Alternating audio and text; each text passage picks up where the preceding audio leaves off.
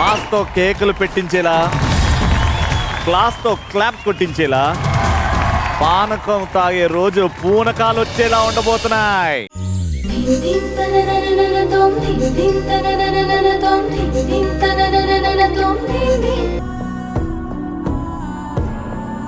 ఎందుకే ఈ మొక్కలు? ఇవి ఇండోర్ ప్లాంట్స్. ఇవి గాలిలో టాక్సిక్ క్రిములని శుభ్రం చేస్తాయి. అలాగే కార్బన్ మోనాక్సైడ్, ఫంగస్ లాంటి వాటిని చంపేస్తాయి.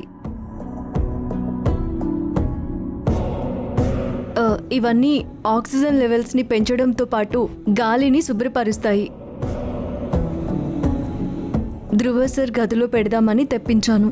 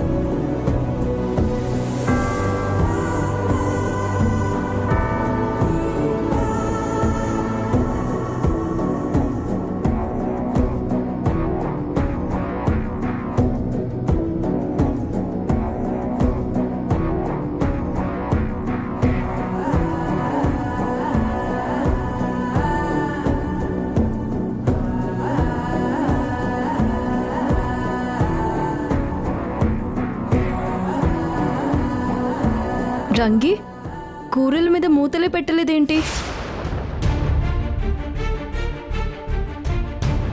ధ్రువబాబు గది దులపటం అయిపోయినట్టుంది. వచ్చి నన్ను దులుపుతోంది.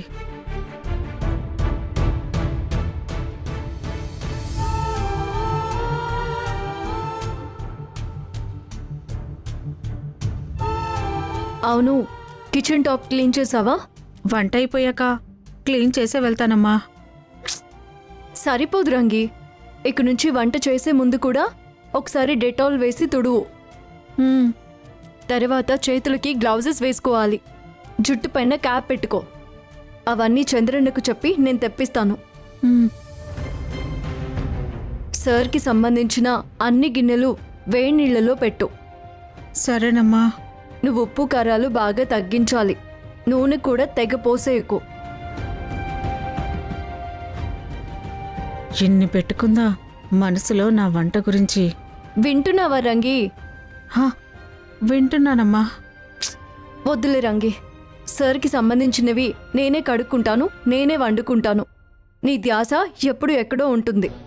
అమ్మయ్యా. నువ్వు సార్కి వంట అయిపోయేదాకా గ్లౌజు క్యాప్ పెట్టుకో. ఇన్ఫెక్షన్స్ వస్తాయి. అర్థమవుతుందా? అర్థమవుతుందమ్మా.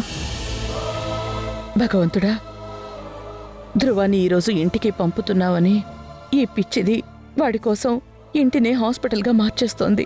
వాడేమో దీన్ని చూడాలంటేనే చిరాకు పడుతున్నాడు. ఒక దెబ్బ వేసి దారిలో పెట్టలేను, అలా అని వసుంధరని దిక్కులేని దాన్ని చెయ్యలేను. నాకెందుకింత కష్టం పెట్టావు దేవుడా?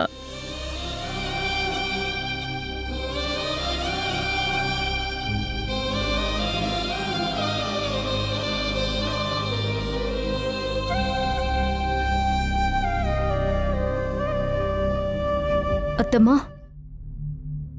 నన్ను చూస్తే ధ్రువ సార్కి బీపీ ఎక్కువ అవుతుందని భయపడుతున్నారా?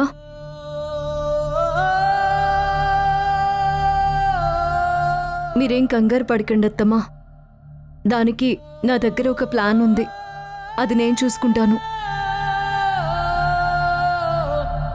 మీరు ధైర్యంగా వెళ్ళి ధ్రువ సార్ని ఇంటికి తీసుకురండి. టైం అవుతుంది, వెళ్ళండి. ఆయన కంటికి నేను కనిపించను, సరేనా? అత్తమ్మా, ఒక్క నిమిషం.